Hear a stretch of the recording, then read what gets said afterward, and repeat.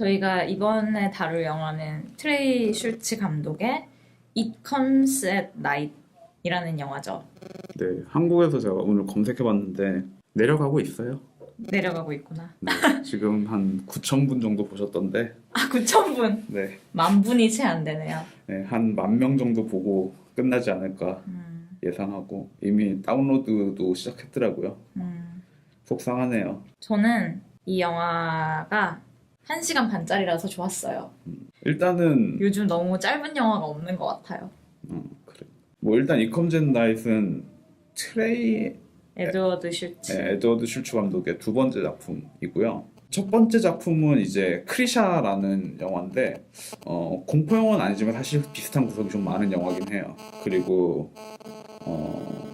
크리샤 같은 경우에는 사실 이분이 단편으로 찍어서 다시 그걸 장편화시킨 경우기도 한데 어쨌든 간에 2017년에 뭐 국내에서 관객은 별로 안 들었지만 그래도 가장 뜨거웠던 공포 영화 중 한 편인 이 컴센 나잇에 대해서 얘기를 해보려고 합니다. 트레이 슐츠와 네. 그의 두 편의 영화를 저희가 사실 언급을 많이 많이는 아니지만 했었어요. 그래서 이 컴센 나잇은 겟아웃 보고 나서 제가 추천 영화로 그러셨구나. 했었고 크리샤 같은 경우에 우리들의 20세기를 보고 나서 제가 딱히 관련 없는데 그냥 제가 좋으니까 이러면서 추천을 했던 것 같아요. 나름 살짝 뜨려고 하고 있는 감독의 영화고 한국에서는 엄청 가라앉고 있고요. 아 그렇죠. 젊어요. 그렇죠. 네. 네, 줄거리를 한번 얘기를 해볼게요.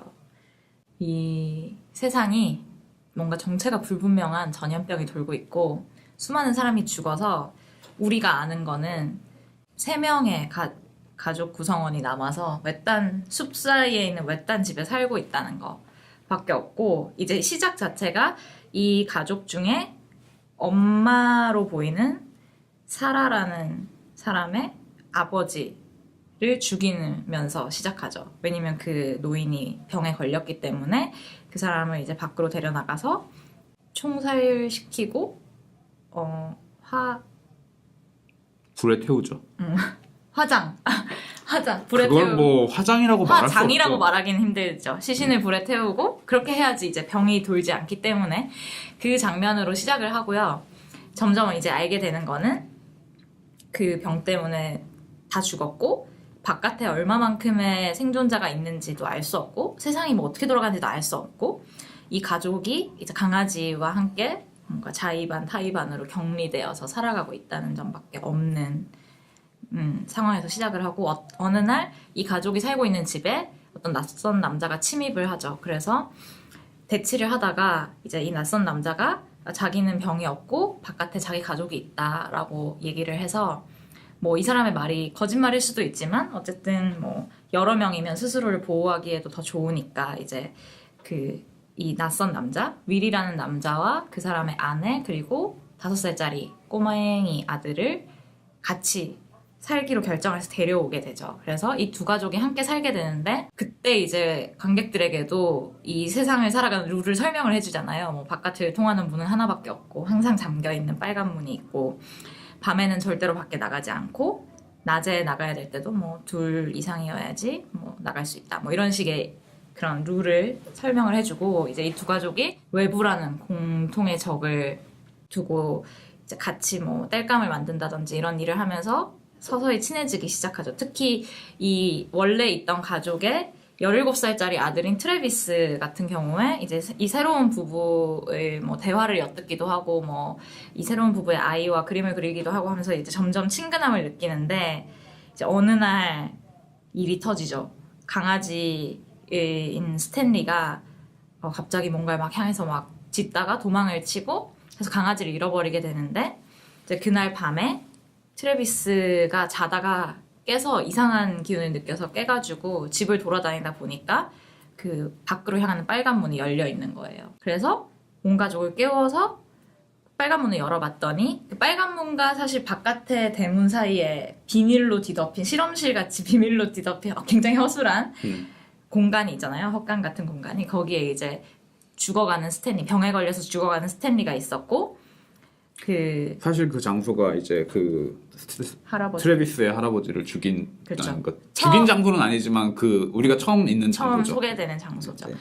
아무튼 그래서 이제 뭐 스탠리를 잃은 슬픔과 함께 이제 이 스탠리가 병을 옮길지도 모른다는 불안감이 싹 트는데 그때 이제 트래비스가 얘기를 하는 게 문이 열린 걸 발견하기 전에 문이 이미 열려 있었고 이 5살짜리 꼬맹이인 앤드류가 다른 방에서 자고 있었다라고 얘기를 하죠. 그래서 혹시 앤드류가 목류병이 있냐? 목류병이 있다면 얘가 이제 문을 열고 병을 옮았을 수도 있다. 뭐 이런 식의 얘기가 나오면서 이 두 가족 사이에 묘한 어떤 긴장감이 흐르고 그래서 이제 사실 거의 대장격이라고 할 수 있는 원래의 가족 중에 아빠인 폴이 그러면 우리 떨어져서 며칠간 지내자. 우리 가족끼리 지내고 너네 가족끼리 지내자라고 해서 지내고 있었는데 이제 트래비스는 그 사람들의 대화를 항상 엿듣잖아요.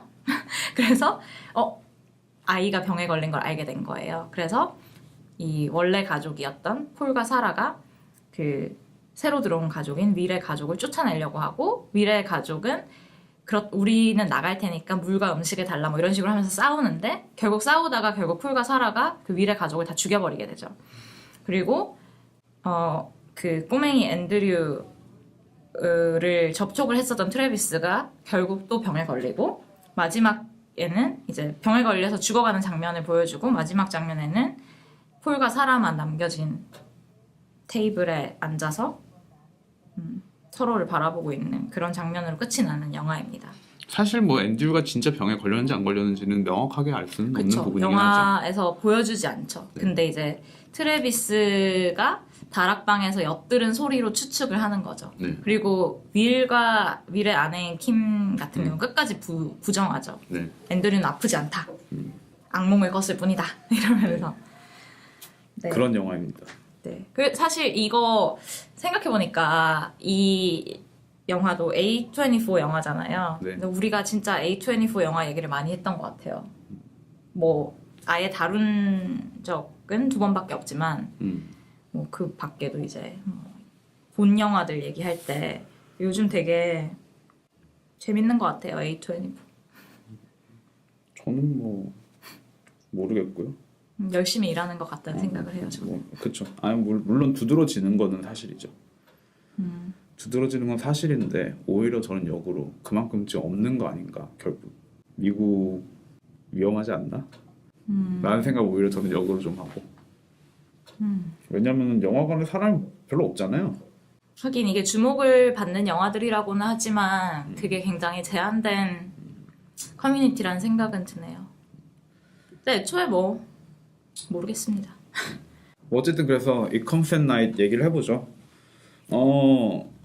저는 일단은 첫 장면부터 되게 재밌다고 생각했어요. 그리고 그 첫 장면이 이 영화의 첫 컷이 제가 기억이 명확하지 않은데 트래비스의 그 할아버지가 카메라를 바라보고 있는 컷으로 시작을 하잖아요.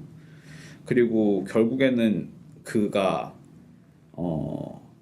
질병 때문에 이제 가족에서 제거당하는 게 이 영화의 시작 지점이고 그런 면에서 저는 아무래도 크리샤가 생각날 수밖에 없더라고요. 사실 크리샤의 첫 컷과 마지막 컷이 이제 크리샤의 클로즈업이고 크리샤가 이제 되게 무서운 혹은 슬픈 표정으로 분노 같은 것 같기도 하고 좌절 같은 것 같기도 한 그런 표정으로 카메라를 보고 있는 컷으로 영화가 시작되고 닫히는데 이 영화의 첫 컷이 결국에는 크리샤처럼 그 트래비스의 할아버지가 카메라를 응시하는 것으로 영화를 시작한다는 점에서 크리샤라는 영화가 가족에게서 제거된 인물이 가족으로 들어가려고 노력하는 이야기라고 생각을 한다면은 이 영화는 이제 어찌 보면은 그 반대의 지점 그를 제거하고 난 가족이 남은 가족의 남은 가족의 이야기라는 생각이 일단은 제일 먼저 들었던 생각인 것 같아요. 그리고 하지만 그들이 이미 시작부터 자신의 가족을 한번 잘라냈다는 점에서 결국에는 이 자신의 가족을 제거하는 행위가 사실 되게 모순된 행위죠. 왜냐면은 필연적으로 그 사람을 잘라내야지만 가족이 유지될 수 있기 때문에 잘라낸 것에도 불구하고 결국에는 그 잘라내는 근원적인 행위가 이들에게 결국에는 불신으로 서로에 대한 불신으로 자리 잡힐 수밖에 없는. 그래서 이 영화에서 중요하다기보다는 계속해서 반복되는 대사가 몇 가지가 있는데 첫 번째 대사는 다 잘 될 거야. 이 대사를 사라, 그 엄마 역할인 사람이 자기 아버지에게 말하거든요. 사랑한다고 말하고 I love you라고 말하고 everything 다 잘 될 거라고 얘기하고 그리고 이제 그만 놓아주라고 얘기하죠. 네, 그렇게 얘기하죠. 근데 뭘 놓으란 건지. 네, 근데 결국에는 이 영화는 자기를 놔달라는 건지요. 이 영화는 이 대사들을 결국에는 계속해서 부정하는 식으로 전개되는 영화예요. 그래서 이게 있자마자 곧 이어지는 장면이 폴, 남편 역할인 폴과 사라 둘이서 이제 대화하는 장면인데 폴이 이제 아내를 위로하기 위해서 다시 대사를 하거든요. 다 잘 될 거라고 걱정하지 말라고 얘기를 하고 이 장면을 이제 훔쳐보는 게 취미인 우리의 주인공이라고 할 수 있는 트래비스가 훔쳐보고 있고 그때 이제 사라가 얘기하죠. 너는 그 말을 믿냐고 잘 될 거란 말을. 그래서 결국에는 자기가 자기 아버지에게 했던 말을 부정하는 걸로 사실은 영화가 시작하는. 하지만 마지막 대사도 그거죠. 네, 그렇죠. 또 사라가 사라의 단골 대사네요. 생각해보니까. 다 단골 대사예요. 그래서 아까 말씀하셨던 것까지 포함해가지고 네, 결국에는 다 잘 될 거라는 믿음이 계속해서 부정당하는 영화라고 얘기할 수 있을 것 같아서 저는 그런 거 좋아하시죠? 아니야? 아니야 그게 아니라 정확하게 그 말을 하려고 정확하게 그 말을 지금 하려고 했는데 저희가 이제 21번째 녹음을 하면서 그 정도는 예상할 수 있게 되지 않았나. 그러니까 저 지금 근데 지금 소름 돋았어요 사실. 너무 깜짝 놀랐어. 네, 저는 이런 거 좋아합니다. 네, 저도 재밌게 봤어요. 저는 사실 제가 이거 개봉했을 때 여름에 보고 어저께 이제 두 번째로 봐서 어저께 보기 전까지는 기억이 좀 희미하긴 했었는데 막연히 약간 색다르다, 재밌었다라는 느낌만 있었거든요. 근데 어저께 보면서 좀 재밌었던 건 뭐 이거는 아까 말씀하신 거랑 되게 많이 연결되는데 특히나 트래비스를 통해서 우리가 이야기를 보통 보게 되잖아요. 그리고 유일하게 트래비스의 악몽을 우리가 목격하게 되고 근데 어쨌든 자기가 가족이라 느꼈던 사람들이 이제 앤드류가 아픈 것 같아요라고 말하자마자 사라는 그럼 우리 물이랑 음식이랑 지켜야 돼라고 얘기하고 폴은 트래비스한테 너 앤드류 만진 적 있어라고 딱 물어보는데 그 순간 이제 트래비스가 굉장히 놀라잖아요. 그러니까 얘도 나이브했던 거지만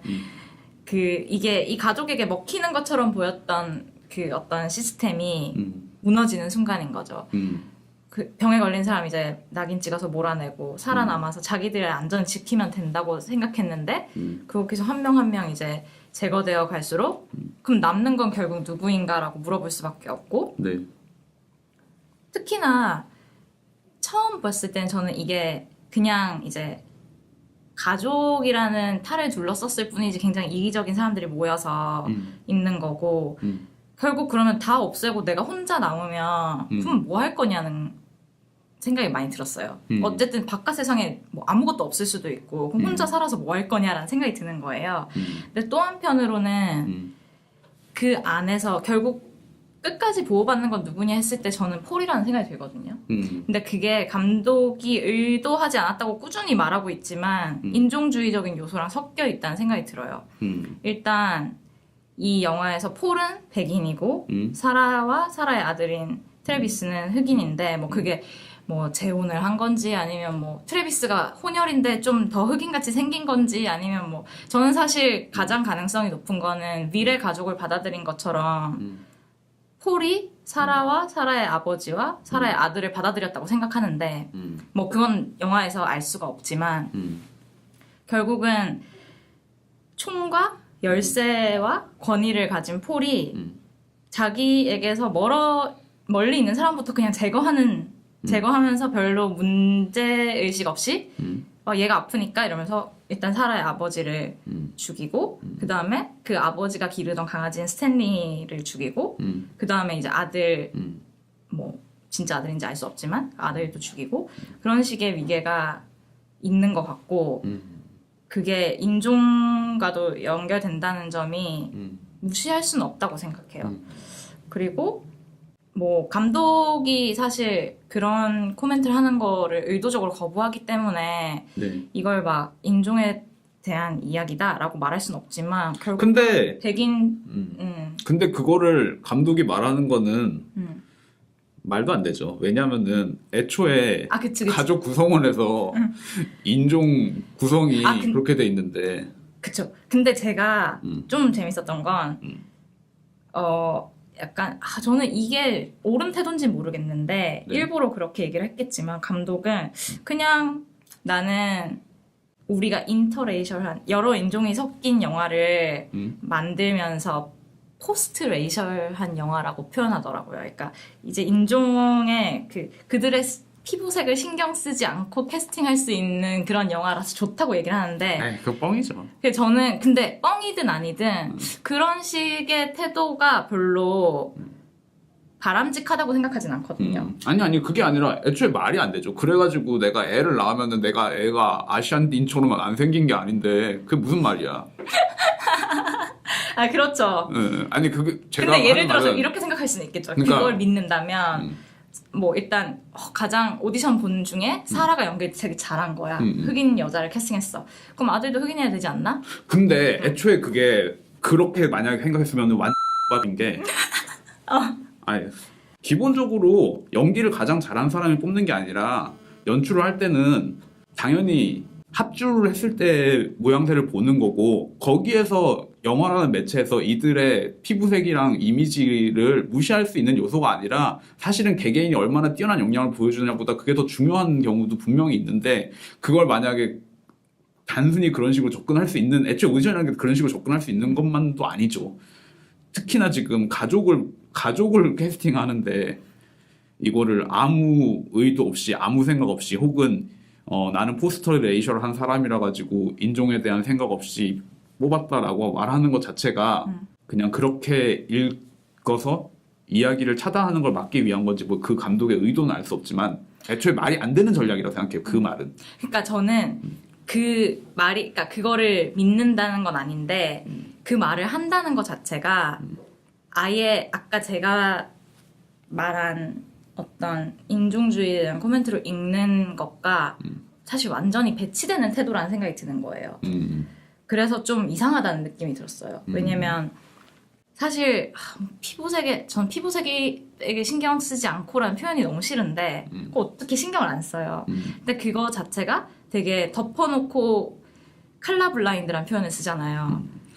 그런 위선뿐만이 아니라 그것 때문에 제대로 이슈가 다뤄지지 못한 문제 둘 다가 포함되는 태도라고 생각해서 그 인터뷰가 좀 이상하긴 하더라고요. 그리고 이 영화에서는 특히나 말이 안 되는 게 이 영화에서는 그 가족이 사실 굉장히 어쨌든 중요한 영화고 가족에 대해서 얘기하는 물론 이제 현관모자가 그 인종에 대해서 해석한 여지는 저는 분명히 공감이 가는 부분이 있지만 어쨌든 간에 굉장히 가족에 대해서 얘기하고 있는 영화고 이 영화에서 일어나는 불신이라는 것이 기본적으로 가족적인 피랑 관련된 거짓말에서 사실 오는 부분이 많단 말이에요. 예를 들면은 이제 폴이 가장 위를 의심하는 것 중에 하나는 그 형제에 대해서 명확하게 설명하지 못했다는 부분이잖아요. 그렇죠. 폴과 밀이 이제 친해지고 나서 어느 정도 친해지고 나서 네. 대화를 하는데 이제 밀이 자기 외동아들이라 했더니 너 예전에 내가 물어봤을 때는 남동생 있다 그러지 않냐고. 그러니까 브라더 인 로우였다고 그쵸. 아내 형제였다고 얘기하고 그래서 나한테 형제가 마찬가지인 사람 이렇게 애매모호하게 넘어가잖아요. 근데 사실 그러한 정보를 주고받는 게 굉장히 중요한 요소인 영화에서 아들이 흑인인 백인은 남자의 아들이 흑인인 게 중요하지 않고 그냥 포스트 레이셔하게 뽑았다는 것 자체가 농담이죠. 말도 안 되는 소리죠. 맞아요. 그래서 저는 아까 말한 남동생이 아니라 사실은 뭐 처남이다라고 얘기를 한 그 거짓말 부분 되게 재밌었는 게 그게 거짓말인지 아닌지 알 수 없죠 사실. 그쵸, 알수 너무 없죠. 아무렇지 않게 그냥 대답하잖아요. 사실 뭐 이러면서 근데 이제 거기서 폴은 약간 이상하다고 생각을 하고 이제 술자리를 정리하잖아요. 근데 저는 그런 부분들이 좋았던 것 같아요. 너무 한쪽이 거짓말해 이런 식으로 보여주지 않고 그 분위기만 만들어주는 거. 사람은 그냥 그럴 수도 있는데 자기가 믿지 않기 때문에 불신이 생기는 거잖아요. 그쵸.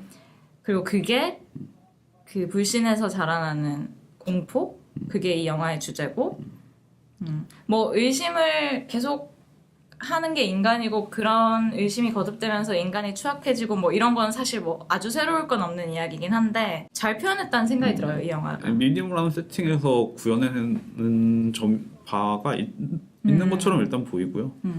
약간 얘기를 틀어서 이 영화의 재난 영화로서 좀 흥미로운 지점에 대해서 얘기를 하자면은 저는 이 영화가 사용하고 있는 그림이 일단은 좀 재밌다고 생각을 했는데 이 영화에서 배경 설명을 사실 약간 그림으로 대신하고 있죠. 그 피터 브리겔의 트라이엄프 데스 그 죽음의 승리를 보여주는데 초반부에. 네, 초반부에 아예 굉장히 사실 디테일하게 보여주죠. 이 영화가 마치 원리를 찾아서처럼 되게 큰 광경을 보여주고 있는 그림인데 그 부분을 보여주면 사실 그 그림이 이제 흑사병이랑 좀 맥락이 있는 그림이고 그래서 이 죽음이라는 질병이 바깥에 만연해 있고 결국에는 약간 그 재난 영화로서의 묵시록적인 분위기를 그 그림으로 사실 굉장히 그 그림의 사실 기대음으로 인해 가지고 이 영화의 그 바탕을 만드는 부분이 있고요. 하지만 사실 제가 이 영화를 보면서 더 재밌었던 그림은 피터 브리겔의 다른 그림이 눈 속의 사냥꾼인데 이 그림은 사실 제가 되게 좋아하는 그림이에요. 아, 저 배경화면에서도 본 것 같아요. 아, 네네. 컴퓨터 배경. 가끔 해놔요. 그 괜찮으려. 똑똑한. 그 피터 브리겔 눈 속의 사냥꾼은 사실은 영화에서 사실은 가끔 쓰이죠. 제일 먼저 저한테 생각나는 영화는 라스 폰 트리의 멜랑콜리아에서 오프닝에서 처음에 불타는 영화 중에 하나가 눈 속의 사냥꾼이거든요. 그리고 타르코프스키 영화에도 2번 등장하거든요. 타르코프스키의 솔라리스와 미러에서도 이제 이 그림이 나오는데 이 그림이 사실 제가 좋아하고 되게 재밌는 그림인 게 이 그림을 보시면은 좌측 아래에는 그 사냥꾼들이 개랑 사냥꾼들이 돌아와 있는데 엄청나게 지쳐 있어요. 보면은 그 지침이 느껴져요. 개들도 막 뭐라 그러지? 그러니까 막 꼿꼿이 서 있는 게 아닌 거죠. 그러니까 축 늘어져서 이제 마을로 돌아온 거고 이 북유럽의 그 차가운 그 눈밭이 있는데 그래서 저 멀리서 이제 마을이 보이는데 그 마을은 되게 활기가 있고 막 놀고 있고 뭐 그러니까 정말 삶이 거기에 있는 거죠. 근데 그 사람들이 당도하는 것 자체가 되게 여러 가지 기분을 많이 느끼게 해요. 이 사람들이 사냥에서도 실패한 것처럼 보이고 왜냐하면 뭐 별로 들고 있는 게 많이 없거든요. 그래서 이 혹한의 겨울을 나야 하는 사람들이 자신들의 가족을 이제 마을에 내버려 두고 먹여 살리려고 사냥을 하고 왔는데 뭐 토끼 몇 마리 잡아서 도착한 거죠. 이제 어떻게 해야 되지? 어떻게 해야 되지? 라는 그 컨트라스트가 되게 있는 그림이거든요. 그 겨울이라는 대재앙 앞에서. 근데 이제 그 총이라든지 이런 걸 보면은 사실은 이 영화의 폴과도 사실은 굉장히 매치가 되는 면이 있고 그리고 겨울이라는 일종의 종말적인 사건에서 오는 이겨내지 못한 우울함 뭐 이런 것들이 이 그림에 담겨 있어가지고 이 영화에서 되게 살짝 나오거든요. 잠깐 나오는데 정확하게 딱 그 사냥꾼만 보여줘요. 어쨌든 그 사냥꾼의 모습이랑 그 폴의 모습이 겹쳐 보이면서 그 재난 앞에서의 무력한 인간의 모습 같은 거를 사실 되게 많이 연상시키는 그림이라 가지고 저는 이 영화가 좀 쉽게 쓴 거 아닌가라는 생각이 들긴 하는데 이것도 아까 말했다시피 다른 영화에서 좀 많이 쓰이는 그림이라 가지고 그럼에도 불구하고 되게 잘 썼다는 생각이 조금 들었어요. 왜냐하면 이 영화가 가지고 있는 재난은 결국에는 외부적인 재난과 그리고 내가 이미 할아버지가 죽는 걸 보므로 해서 그들의 가족을 스스로 죽이는 사람으로서의 그 벗어날 수 없는 기억이 가진 재난 두 가지의 측면이 있는데 이 영화 그 기존에 어쨌든 제가 생각했을 때 이 그림을 대표적으로 썼던 라스 폰 트리의 멜랑콜리아나 타르코프스키의 뭐 어디서 썼지? 미러에서 썼던 것 같은데 아까 솔라리스랑 미러로. 솔라리스랑 미러에서 썼는데 이제 타르코프 생각하면 결국에는 그 영화들에서 보이는 건 벗어날 수 없는 현재로서의 기억들에 사로잡힌 인물들이고 또 동시에 라스폰트의 멜랑콜리아를 생각하면 그 종말과 그 종말 앞에서의 우울함인데 이 두 가지 요소 자체가 이 영화를 결국에 이끌어가는 두 개의 축이라고 생각이 들어가지고 되게 그림을 쓰는 게 되게 재밌다는 생각. 이 그림이 그 그림뿐만이 아니라 그 그림이 쓰였던 다른 영화까지 약간 불러들이는 효과가 있다는 거죠. 저한테는 그런 느낌이 좀 들었어요. 그럴 수 있죠. 그리고 저는 그 되게 사소한 거긴 사소한 건데 재밌었던 건 트래비스가 다락방에서 엿듣는 장면이 되게 자주 나오잖아요. 근데 그게 처음에는 사실 어떤 타인의 내밀한 삶을 들음으로써 약간 친밀함을 형성하는데 기여를 하는 것처럼 보이는데 결국 끝에 가서는 그게 분열의 시발점으로 작용한다는 게 되게 재밌었어요. 근데 사실 그것도 약간 쉽게들 인간 본성이라고 얘기하는 것 중에 하나잖아요. 엿듣고 싶어 하는 거. 그래서 그런 게 뭐 이 영화가 인간의 어두운 면을 얘기한다라고 했을 때 터치하는 어떤 재밌는 부분인 것 같다라는 생각이 들었고 또 뭐가 있을까요? 저는 이제 그 숨어서 듣는다는 얘기를 하니까 생각이 나는 게 결국에는 이 영화가 재난 영화인 게 또 재난 영화로서 하나의 축이 있다면은 다른 한 축으로는 결국에는 성장 영화의 플롯을 가지고 있다고 생각을 해요. 이 영화가 결국에는 트래비스의 얘기라고 생각할 수 있잖아요. 사실은 왜냐면은 이 영화의 플롯을 보면은 결국에는 트래비스의 공포와 트래비스가 갖고 있는 정보로 어쨌든 기본적으로 좀 사건이 일어나는 편이고 무엇보다도 이 영화의 꿈신이 등장하는 게 다 트래비스의 꿈이죠. 그렇기 때문에 그리고 사실 이게 그러니까 트래비스의 입장에서 공포 영화인 거죠, 사실. 그렇죠. 네. 근데 그러면서 보면은 트래비스의 나이는 결국 17살이고 그러면은 이제 성인이 되기 직전에 이제 1년이 지나면은 곧 성인 1년 안짝으로 이제 곧 성인이 되는 아이인 거죠. 그래서 그리고 그런 사실은 장면도 있죠. 킴과의 약간 미묘한 성적인 그쵸. 호기심 뭐 그런 네네. 거. 그리고 사실 아까 말씀하신 그 엿듣는 것도 사실 굉장히 그 덩치에 안 어울리긴 하지만 어린아이 같은 호기심이기도 하고 그리고 사실 영화에 트래비스께서 뭔가를 가르치는 장면이 사실 굉장히 많이 나와요.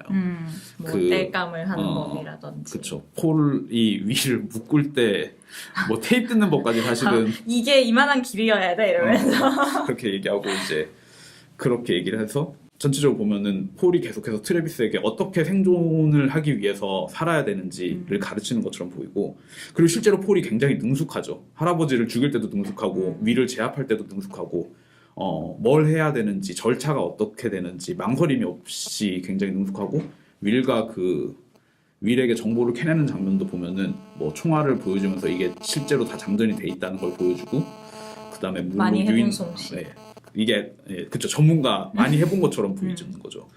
그리고 게다가 그런 점에서 이제 트래비스가 계속 이제 배우고 있고 아까 말씀하신 것처럼 이제 킴이랑 섹슈얼한 긴장감을 느끼는 것도 성장 영화로서 관련이 있다는 생각이 들고 근데 이 영화를 봤을 때 결국엔 트래비스가 죽는다는 점에서 그리고 결국 꿈 장면을 생각해 보면은 그 킴이랑 그 섹슈얼한 긴장감을 느끼면서 성행위를 하는 것 같은 성행위는 아니고 키스를 했나 어쨌든 그런 섹슈얼한 릴레이션 관계를 가지면서 근데 거기에 죽음의 공포가 담겨 있다는 점에서 결국에는 저는 이게 성인이 되는 것이 죽음과 관계가 있는 것으로 읽히는 동시에 결국에는 폴은 트래비스를 성인으로 만들려는 것 같지만 실제로는 자기네 통제권 밖으로 벗어나는 거를 인정하지 않는 권위적인 아버지로서 성인이 되는 걸 막고 있는 것으로도 읽히는 거죠. 이 영화에서 특히나 스탠리 그 트래비스가 키우고 있는 개의 존재를 보면은 이제 일종의 트래비스의 분신이라고도 저는 생각할 수 있다고 생각을 하는데, 일단은 폴이 트래비스에게 한 말을 트래비스가 걔한테 대신 또 해주기도 하고, 그리고 이제 사실은 스탠리가 그 걔가 계속 짖다가 결국에는 도망친다고 해야 되나? 그 뭔가를 향해서 숲에서 우리 아까 말씀하셨던 장면, 숲을 향해서 걔가 달려가는 장면 있잖아요. 그 장면을 보면은 이 스탠리라는 걔가 아버지를 물고 달려가죠. 그리고 정확하게 그 장면이 트래비스가 처음으로 아버지의 말을 거역하는 장면이기도 하죠. 트래비스 아버지가 가지 말라고 하는데 트래비스가 아버지의 말을 거역하고 숲으로 달려오고, 결국에는 그러한 지점들부터 이 트래비스가 성인에 대한 것에 대한 공포와 분노가 폴에게도 있고, 트래비스 또한 이제 또 다른 성인인 가족이 옴으로 인해 가지고 윌에게 장작 패는 법을 배우기도 하고 하면서 성인이 되는 것 자체가 그 부모가 통제력을 잃는 것처럼 읽히는 그런 요소가 이 영화 안에는 있고요. 그리고 이러한 아들에 대한 통제권을 잃는 것에 대한 공포는 이 영화에서 결국에는 자기가 러우인 파더이긴 하지만 아버지를 죽였다는 점에서 저는 그래서 사실 그 로우 파더 인 로우를 죽였다는 점에서 저는 그 브라더 인 로우 얘기도 약간 유머러스함이, 그 약간 다크한 유머러스함이 있다고 생각해요. 왜냐면은 결국에는 그게 아버지를 죽인 것, 장인이지만 어쨌든 아버지를 죽인 거고, 결국에는 이제 트래비스가 자기의 통제권을 벗어갔을 때 폴에게는 트래비스가 자기를 죽일 수도 있다는 공포가 있는 거고, 그거는 이제 서로에게 있는 거죠.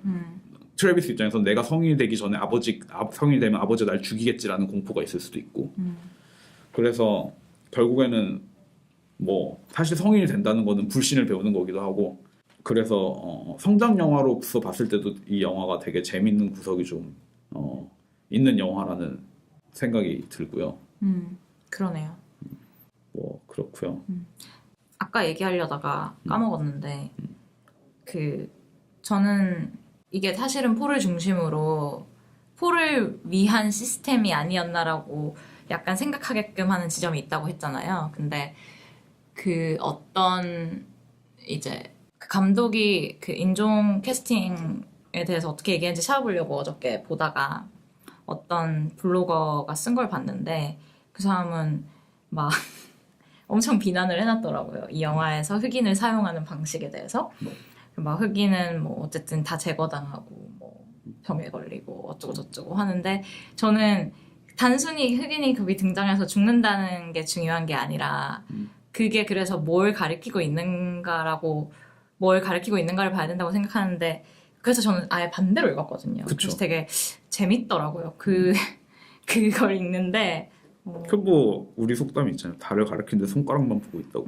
그런 느낌이었어요, 사실. 그래서 거기 안에 인종적인 것도 있지만 또 약간의 계급적인 다이나믹도 살짝 있는 게, 그 폴과 윌이 둘이 대화를 할 때 보면 폴은 과거에 역사 선생님이었고 역사를 지배한 백인 남성이었고, 윌은 뭐 공사 현장에서 일을 하는 사람이라고 하는데, 이제 윌도 사실 뭐 백인이긴 백인인데 사실은 그 완전한 막 그 눈파람 코카시안이 아니잖아요. 그쵸.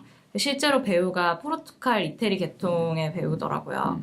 그래서 이 가족도 어떻게 보면 윌의 가족도 인종적으로 섞여 있는 가족이라는 점이 조금 재밌고, 또 그 안에서도 계급적인 위계가 나뉘고 그런 게 재밌었어요. 얘기를 하고 싶었나 보다. 네, 그런 것 같습니다. 그리고 굉장히 감독이 스스로를 필름 너드라고 부르는데, 아 그래요? 그러면은 그 얘기를 하면서 화면비 얘기를 하면서 그랬어요. 그냥 뭐 당연히 영화 강들이야 알겠지만 그냥 일반 관객들이 그런 걸 모르고 그냥 분위기를 느꼈으면 좋겠다고. 왜 그런지는 알 수 없지만 뭐 때문인지 모르겠지만 숨 막혀 막 이런 느낌을 받았으면 좋겠다라고 또 인터뷰에서 얘기를 했더라고요. 거기에 대해서 얘기를 하자면은 저는 뭐 그렇다고 영화 화면비가 뭐 특별히 색다르다는 생각은 좀 못했는데, TV로 보다가 노트북으로 보다가 좀 끊어서 봐가지고 뭐 더 못 느꼈을 수도 있는데, 그럼에도 불구하고 화면비 얘기를 하니까 결국에는 이 영화가 담고 있는 어둠에 대해서는 확실히 생각이 나는 것 같아요. 음. 무슨 얘기냐면 이 영화의 밤 장면들이 주로 주 광원이 하나밖에 없죠. 저도 그 생각했는데. 그래서 이게 그 대부분 그 집 백라이트가 있죠. 내부에서 일어나는 밤 씬들이 다 집 내부고 그 속에 이제 램프나 아니면 총에 달려있는 방향등 그 정도만이 네. 광원이죠. 네, 그래서 보통 영화는 어쨌든 간에 정석적으로 보면 이제 인물과 배경을 어쨌든 구분짓기 위해 가지고 어느 정도의 백라이트를 요구하고 그래서 이제 주 광원이 그렇게 램프를 들고 다니더라도 이제 창으로 들어오는 빛이라든지 아니면 다른 것들을 이용해서 이제 경계를 만들어 주는데 인물과 배경에 이 영화는 주 광원 정말 하나만 사용하다 보니까 인물과 배경과의 구분이 없는 영화죠. 그래서 이 영화에 굉장히 많은 공간들이 어둠으로 덮여져 있고 그래서 그게 정확하게 뭔지 윤곽을 가늠하지 못하고 그리고 인물과 배경 간의 경계가 분리되어 있지 않기 때문에 결국에는 이들이 어둠에게 잠식된다는 생각도 들고 혹은 어둠 그 자체?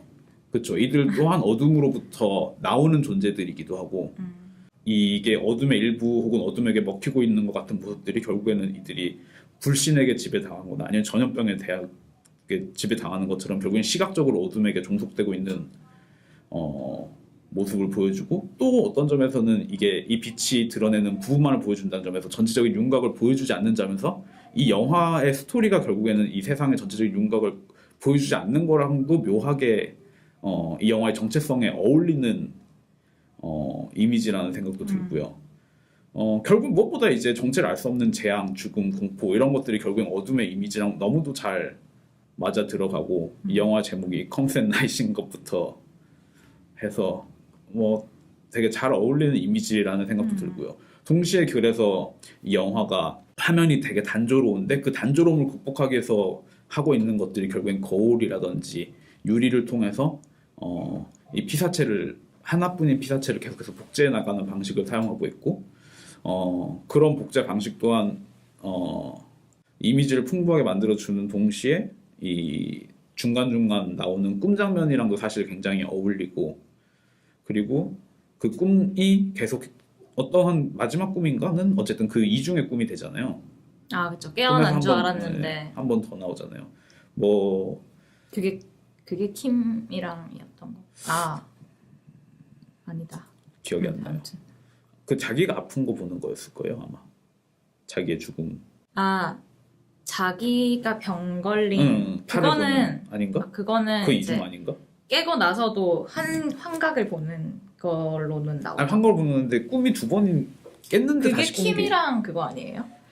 막 그 어떤 섹스하는 소리 같은 게 들리고 잠에서 깼다고 생각했는데 킴이 있었나? 뭐 그래가지고. 기억이 정확하게 안 나네요.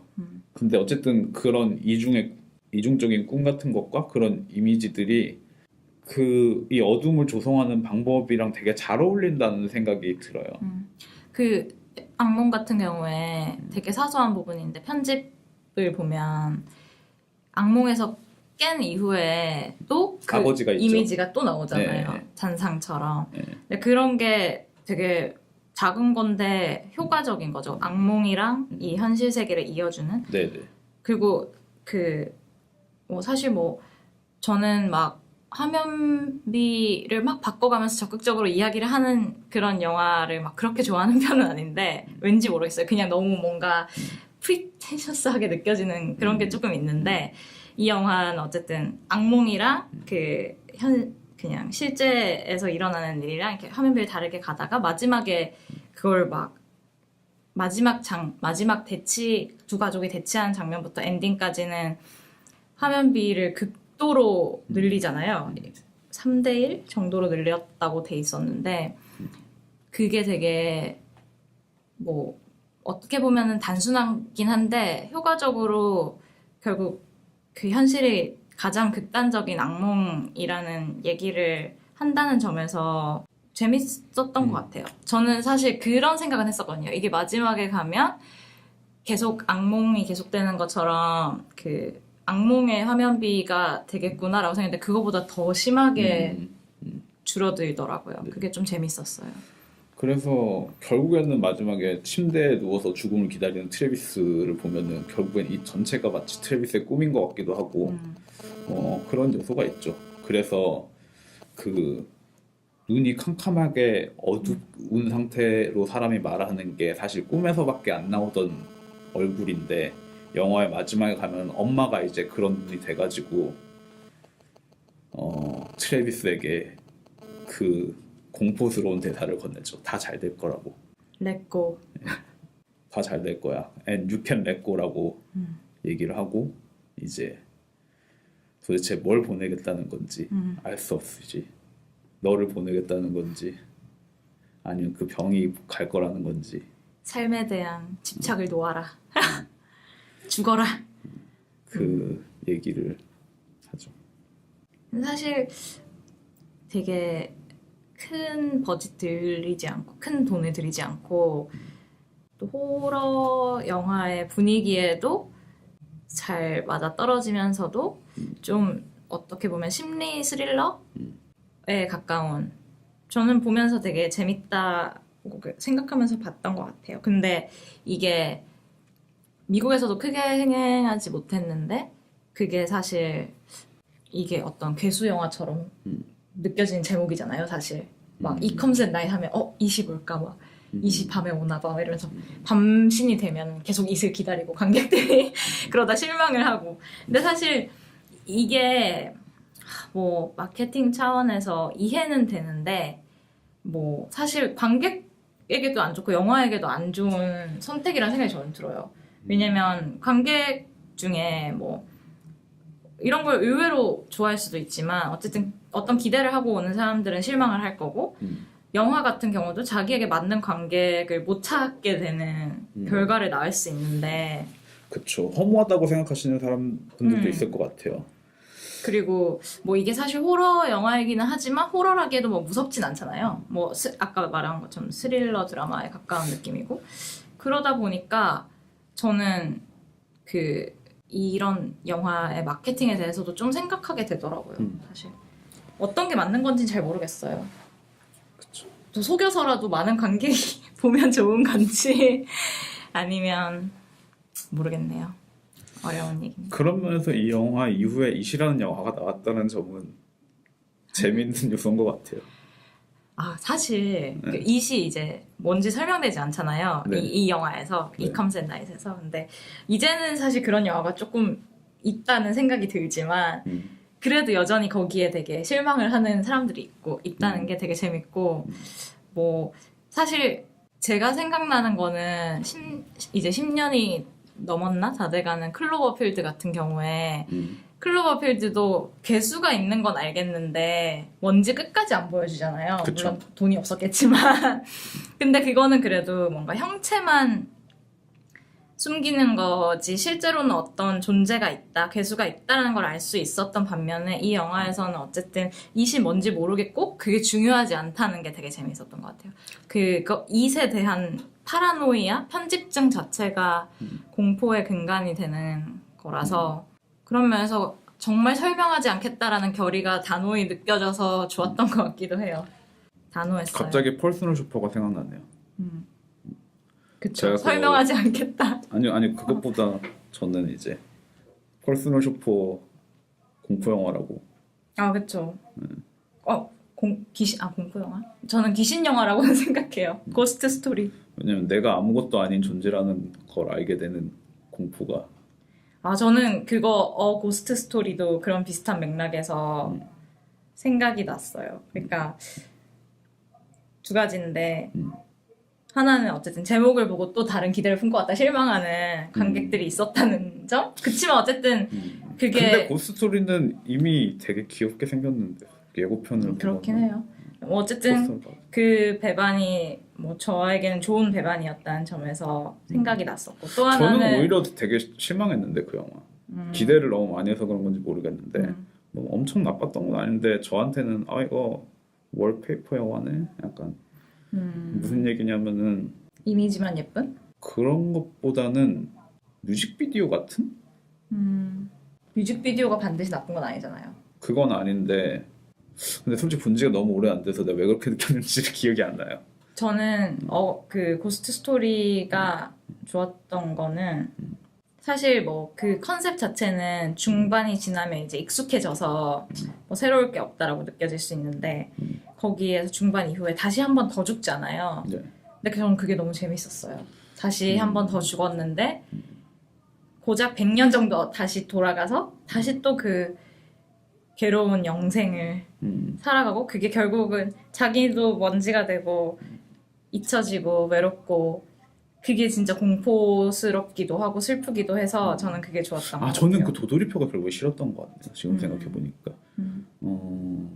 영생에 대한 공포라고 생각을 했을 때 저는 좀 더 그런 걸 생각했던 것 같아요. 나와는 무관하게 흘러가는 세상을 아무런 영향력 없이 보고 있어야 하는 공포가 훨씬 더 무섭다고 생각하는데 이 영화는 그것보다는 생각보다는 훨씬 더 사적인 삶에 좀 더 집중했다는 생각이 들었어요. 제가 처음 봤을 때는. 그게 어쩌면 고정된 장소에서만 있어서 그럴 수도 있지 않을까라는 생각이 좀 들어요. 네. 근데 사실 잘 기억 안 나요. 저는 고스트를 보면서 되게 4월 이야기 같다라고 생각했어요. 어떤 의미냐면 저는 4월 이야기 되게 좋아하거든요.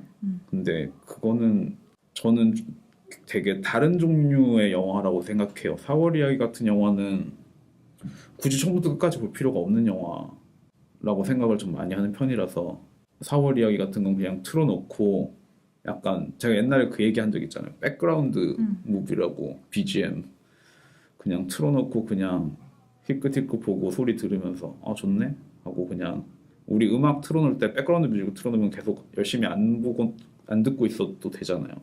근데 그냥 그래도 틀어놓는 것만으로도 좀 괜찮은 것들이 있는데 저는 약간 고스토리도 약간 저한테는 좀 그런 영화처럼 다가왔던 것 같아요. 그래가지고 뭐 굳이 뭐 열심히 집중해서 볼 필요는 없고 순간순간에로 그냥 약간 만족이 있는 영화에 좀 더 가까웠던 것 같아요. 그냥 큰 틀에서 뭔가 느껴지기보다는 아마 그래서 제가 뮤직비디오 같다고 생각을 했던 것 같네요. 지금 얘기를 하면서 좀 굳이 기억을 캐내보자면 저는 약간 그 귀신이 지금 고스트스토리 얘기를 하고 있는데 저는 그 귀신이 그 목격하는 각각의 다른 시간대의 이야기들이 되게 조금 나오잖아요. 예를 들면 이제 루니마라가 이사를 나가고 나서 네.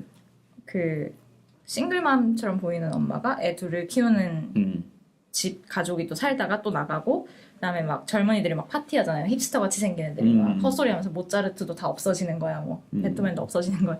그런 얘기를 하고 그다음에 굉장히 현기증 나는 속도로 집이 무너지고 막 빌딩이 올라가고 막 회의하다가 이제 다시 막 18세기로 돌아가고 근데 저는 그거의 배열도 되게 좋았고 그 장면에서의 뒤로 이어지지는 않지만 일어나는 사건들도 좀 좋았어서 되게 좋게 봤던 것 같아요. 그 전체적으로 봤을 때는 아무튼 뭐 그렇고 이제 추천작을 할까요? 네, 저부터 할게요. 네. 그럼 제 추천작은 네버 렛미고예요.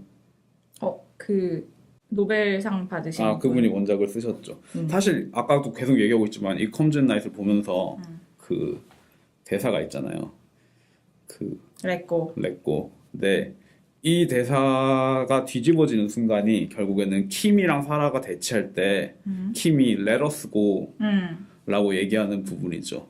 그래서 폴이랑 사라 입장에서는 그들이 감염이 되었다고 일단 보고 있고 살기 위해서 그들을 리스크를 떠안지 않기 위해서 그들을 제거하려고 하는데 그래서 트래비스 가족에게는 그들이 이제 자신의 안전을 위협하는 이시 돼버린 거죠. 근데 킴이 이제 Let us go라고 얘기를 하는 순간 이제 그 관계가 뒤집혀서 결국은 Let us go라는 대사는 괴물이 하는 대사가 아니거든요.